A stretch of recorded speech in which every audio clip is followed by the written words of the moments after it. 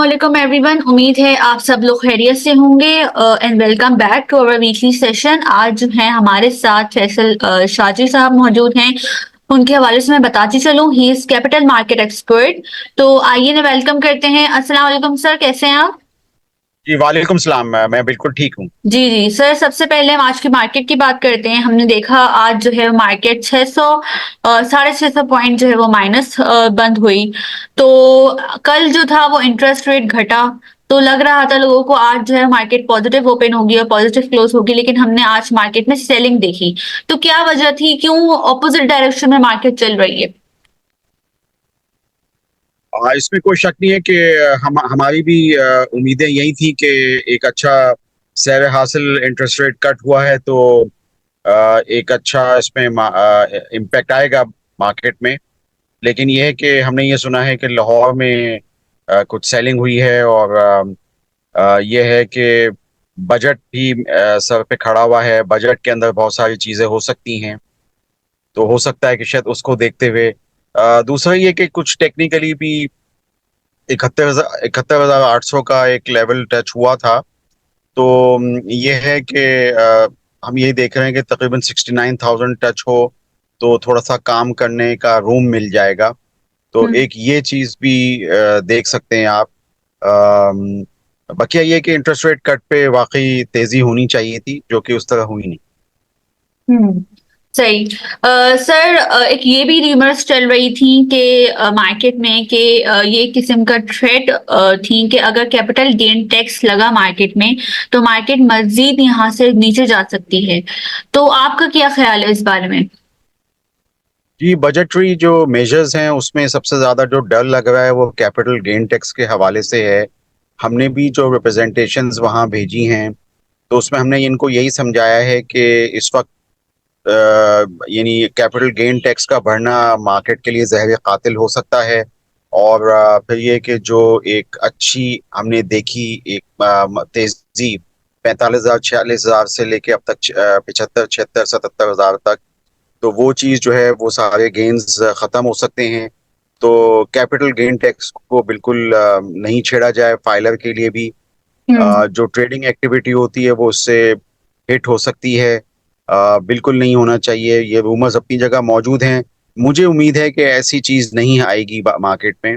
Capital gain tax में जो filer के लिए 15% तक का ही रहेगा। और वो जो एग्जेम्पशंस मिली हुई हैं 5-6 साल की, 6 साल वाली, वो भी टच नहीं होंगी। बल्कि एक बड़े पार्टिसिपेंट ने तो ये भी मशवरा दिया था कि अगर टर्नओवर टैक्स लगा दिया जाए और कैपिटल गेन खत्म कर दिया जाए तो ये मार्केट के लिए न सिर्फ अच्छा होगा बल्कि पाकिस्तान इकोनॉमी मईशत के लिए भी अच्छा होगा, बैरूनी सरमाएकारों के लिए भी अच्छा होगा। हम्म। रात को हमने सुना था कि जो मौजूदा वजीर आजम है उनके मुंह से कि जो भी बैरूनी सरमायाकार हों उनको फैसिलिटेट किया जाए। तो मैं समझता हूँ कि कैपिटल गेन वगैरह का टैक्स नहीं लगाना चाहिए, मजीद इसको बढ़ाना नहीं चाहिए। सही। Sir, oil and gas sector की बात करें तो हमने देखा ऑयल एंड गैस सेक्टर में बहुत सेलिंग थी आज, तो उसके पीछे क्या रीजन है? कोई खास रीजन नहीं है। बस ये है कि आपकी और हमारी जब भी बात होती है इस प्लेटफॉर्म पे तो मैं यही बताता हूँ कि ऑयल एंड गैस सेक्टर के अंदर सिर्फ एक ही ट्रिगर है और वो रेकोडिक है। तो हम्म। रेकोडिक के हवाले से कोई खबर हमें चीन से मौसूल नहीं हो सकी, या वहाँ पे जो चीन में ये जो हुकूमती वफ्द गया था उस हवाले से कोई सरमायाकारी या कोई ऐसी चीज नजर नहीं आई है। तो हम्म। ये मैं समझता हूँ कि एक बड़ी वजह हो सकती है। सही। सर, बजट के अंदर कोई सर्कुलर डेब्ट के हवाले से कोई न्यूज की एक्सपेक्टेशंस हैं? और मार्केट में ये भी र्यूमर है कि पीएसओ को जो पेमेंट है, वो पीएसओ को पेमेंट होने वाली है। तो यहाँ से पीएसओ को आप कैसा देख रहे हैं? मुझे ये आईएमएफ प्रोग्राम के में मुश्किल लग रहा है कि पीएसओ को कोई बहुत बड़ी पेमेंट हो सकेगी। किताबों में तो तकरीबन 800 बिलियन, और वैसे अगर हम किताब देखें 31 मार्च की तो तकरीबन 600 बिलियन के लगभग वाजिब उल अदा पैसे हैं। तो वो तो बहुत मुश्किल है कि कोई हुकूमत जो है वो पैसे दे सके पीएसओ को। तो बहैसियत तज्जियाकार तो मुझे ऐसा नहीं लगता। दूसरा ये कि कैपिटल गेन जो है वो नहीं इसमें बढ़ना चाहिए। और अगर ये कि मैं तो समझता हूँ कि मैं अगर हुकूमत में हूं तो मैं तो सबसे पहले कैपिटल गेन टैक्स खत्म कर दूं हम्म। और जो टर्नओवर टैक्स जो दूसरे ममालिक में हैं उनको लागू कर दूं, जो ट्रांजैक्शन पे एक ही दफा बेचने पे आ जाए। तो मैं समझता हूँ कि कुछ इसमें तब्दीली करनी चाहिए। हम्म। और बोनस पे भी टैक्स नहीं लगना चाहिए। इसी तरीके से डिविडेंड पे टैक्स नहीं बढ़ना चाहिए, डिपॉजिट पे भी टैक्स नहीं बढ़ना चाहिए। हम्म। एक जीएसटी का ही मुझे लग रहा है कि हुकूमत के पास है कि वो जीएसटी बढ़ाएं, 1% से बढ़ा सकते हैं।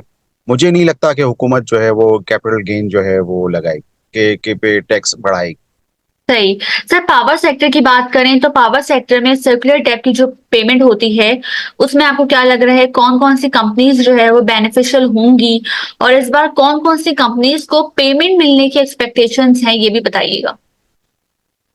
देखिए पावर सेक्टर में भी आप उन्हीं कंपनीज को फोकस कीजिए जिसमें कि चीन से जो ये जो चीनी जो कंपनीज मांग रही हैं हम्म। पैसे, मतलब चाइना पावर हब जनरेशन है, हब पावर के अंदर वो पैसे मांग रहा है, तो ऐसी कंपनीज को फोकस करना चाहिए, उसमें हब पावर ही है। और बकिया ये है कि जो 2002 की पॉलिसी के तहत जितनी भी कंपनियां हैं वो फर्नेस ऑयल पे ज्यादा हैं, तो उनका इतना बड़ा स्कोप नहीं है। ज्यादातर जो स्कोप हम देखते हैं वो हब पावर का ही है, जिसमें कि 47-48% stake China power hub generation के उसमें हब पावर के हैं। तो हमें उसी पे फोकस करना चाहिए। सही।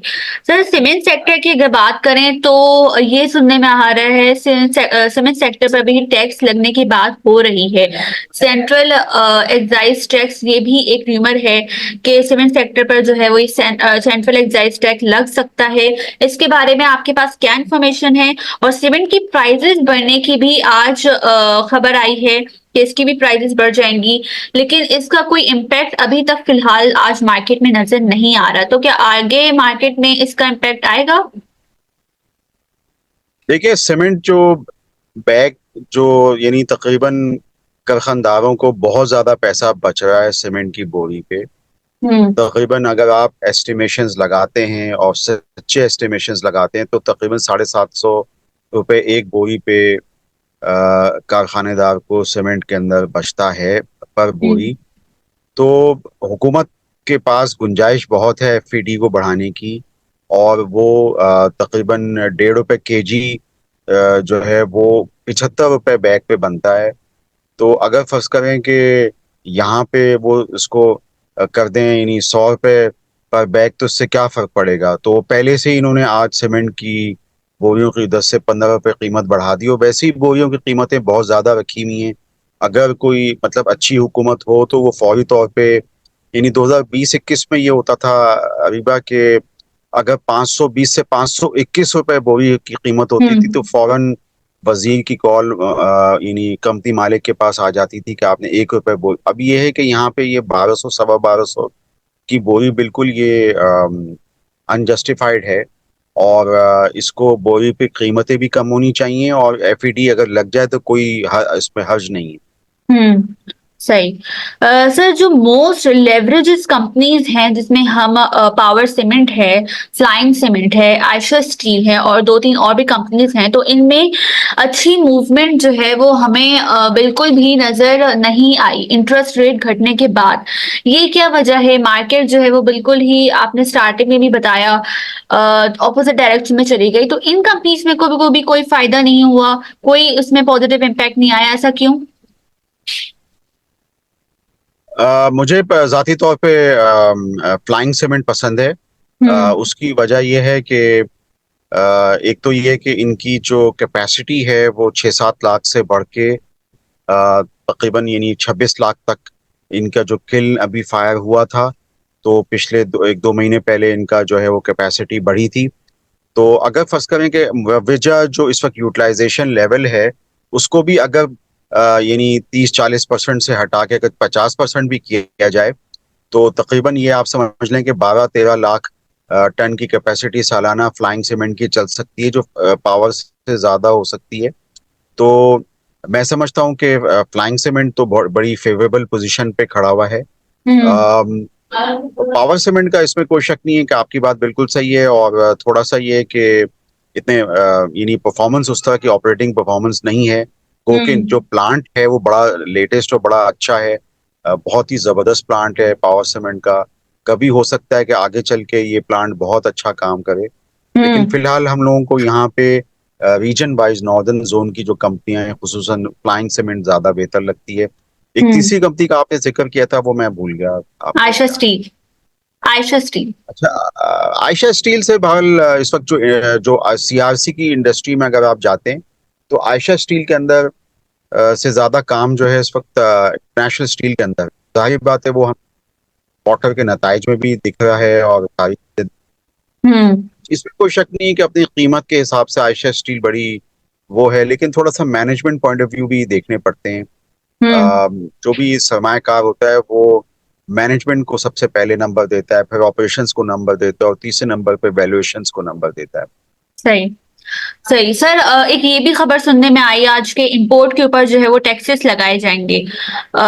स्टील, जैसे कि हम अगर बात करें तो हम स्टील इंपोर्ट करते हैं, तो इससे तो स्टील सेक्टर के अंदर ज्यादा नेगेटिविटी देख सकते हैं। अब हम आगे और ज्यादा नेगेटिविटी देखेंगे अगर इंपोर्ट के ऊपर टैक्सेस बढ़ गए। ऑटो सेक्टर की बात करें तो ऑटो सेक्टर के पार्ट्स भी हम इंपोर्ट करते हैं, तो उसके ऊपर भी फर्क पड़ेगा। तो आपका क्या कहना है इस बारे में?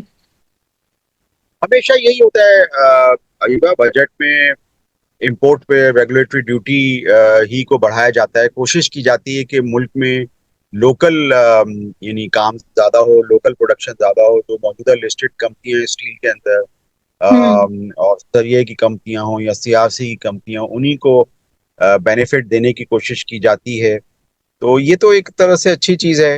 और कस्टम ड्यूटी, जाहिर बात है हुकूमत बजट में एक हथियार होता है कि इसको इस्तेमाल किया जाए और बढ़ाया जाए, और गाड़ियों पे भी तो लोकल असेंबलर को इसमें फायदा होगा। ये तो मैं समझता हूँ कि अच्छी चीज़ है, हमेशा से होता रहा है, कोई ऐसी बात नहीं है। सही। अच्छा सर, ये न्यू एलसीज जो खुल रही हैं, वो डॉलर में 295 के हिसाब से खुल रही हैं। तो इसका मतलब जैसे कि इंपोर्ट महंगी हो जाएगी, ये जैसे ऊपर एक खबर आई, तो वैसे इंपोर्ट, इसके हिसाब से भी इंपोर्ट महंगी होने वाली है। तो फार्मा सेक्टर की अगर हम बात करें तो ऐसे तो फार्मा सेक्टर की भी जो है वो इंपोर्ट महंगी हो जाएगी। तो क्या इसके ऊपर क्या इम्पैक्ट पड़ेगा, क्योंकि फार्मा सेक्टर की ऐसे एज सच फौरन तो प्राइजेस नहीं इंक्रीज हो जाएंगी। तो अगर जो है वो जब तक इसकी प्राइजेस इंक्रीज नहीं हुई तो इस पे क्या इम्पैक्ट पड़ेगा ये भी बताइएगा, और उसके साथ साथ केमिकल सेक्टर पे भी इम्पैक्ट पड़ेगा। तो ये भी जो है वो ब्रीफ कर दें। बिल्कुल आप सही कह रही हैं। अगर डॉलर बढ़ता है तो फार्मा सेक्टर, चूंकि ज़्यादातर एपीआई इंपोर्ट होते हैं, तो बिल्कुल इसमें कोई शक नहीं है। दवाओं की कीमतें वो लोग, और वैसे ही आप हर महीने जाते हैं तो दवाओं की कीमतें महंगी ही होती, तो वो और महंगी हो जाएंगी। उससे इन्फ्लेशन पे असर आएगा। लेकिन ये कि ये सब चीज़ें हिस्सा हैं। और हम्म। हो सकता है कि थोड़े से जो नताइज हैं लिस्टेड कंपनियों के फार्मा, वो दबाव में आ सकते हैं ईपीएस। तो ये है कि हाँ, ये एक 295 पे बजट बना या 328 पे बजट, या आगे चल के सर अगर, आपकी आवाज नहीं आ रही। मैं ये कह रहा हूँ कि ये 298 पे बजट बनाना थोड़ा यानी हम्म। काफी एक मुश्किल फैसला है, और हुकूमत के लिए मुश्किल चीज है। और फार्मा सेक्टर हो या चाहे कोई भी सेक्टर हो, उसको काफी जो है वो नुकसान हो सकता है। लिस्टेड हम्म। कंपनियों की जो नफे हैं वो धुल सकते हैं। जो एपीआईज हैं वो इंपोर्ट होते हैं। हम्म। तो ये थोड़ा सा ये है कि मनफी चीज है ये। सही। अच्छा सर, कल जैसे कि बजट है, 12 जून है, तो मैं आपसे जो है वो थोड़ा सा जो है वो ब्रीफ लेना चाहूंगी कि आपको क्या लग रहा है, बजट में टैक्सेस लगेंगे? बिल्कुल। जैसे कि आपने इंपोर्ट पे कहा, इंपोर्ट पे बहुत हम्म। सारे टैक्सेस लग सकते हैं। और ये कस्टम ड्यूटी पे लग सकते हैं। मैं समझता हूँ कि फेडरल एक्साइज ड्यूटी की कीमत भी बढ़ानी चाहिए बहुत सारे हम्म। सेक्टर्स पे। और ये जो अलबत्ता जो जनरल सेल्स टैक्स है ये काफ़ी कातिलाना है। जनरल सेल्स टैक्स की वजह से सारा बार आम पब्लिक पे पड़ता है। और जीएसटी के अंदर तो मैं मतलब ये देखता हूँ कि अब मतलब एफबीआर को कलेक्शन मिलती है या नहीं मिलती। तो ये जो टैक्स है वो बहुत ज़्यादा, इसमें लूप होल्स भी बड़े ज़्यादा हैं। तो हम्म। इस पर भी काम करने की ज़रूरत है।